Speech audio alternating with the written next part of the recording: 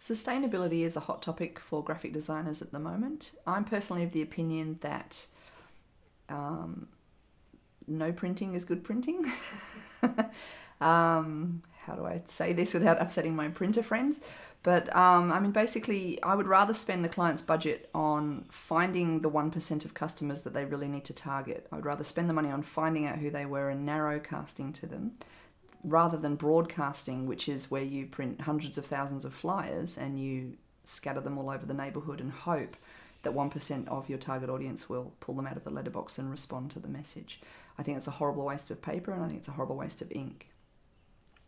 In terms of putting things online, which obviously is a good solution to removing print from the environment issues, I still think there are issues with the web in that web servers need to be sustainable, and so whenever I host a client's website, I try and use hosting where they wind power both the hosting machines but also the cooling, because the cooling of internet and web servers is a huge cost on the environment. And so if people are using coal-based power to actually heat and power and cool their websites, then that's an issue.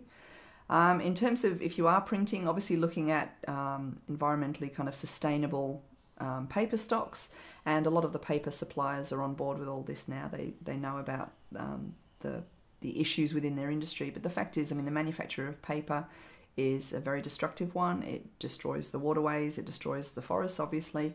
And then when you go to print, all of those lovely finishes that we love, like metallics and spot UVs, they're probably the most toxic things you could be asking your printer to do for you. So you have to, I think the easiest answer is to find out for yourself, actually do some research, look into what it is you're about to ask a printer or a packaging manufacturer to do, and maybe ask yourself, that is there one decision that I can make that is going to make an environmental difference, and if there's a sustainable way that I could do this solution rather than the standard print 100,000 flyers and hope for the best method.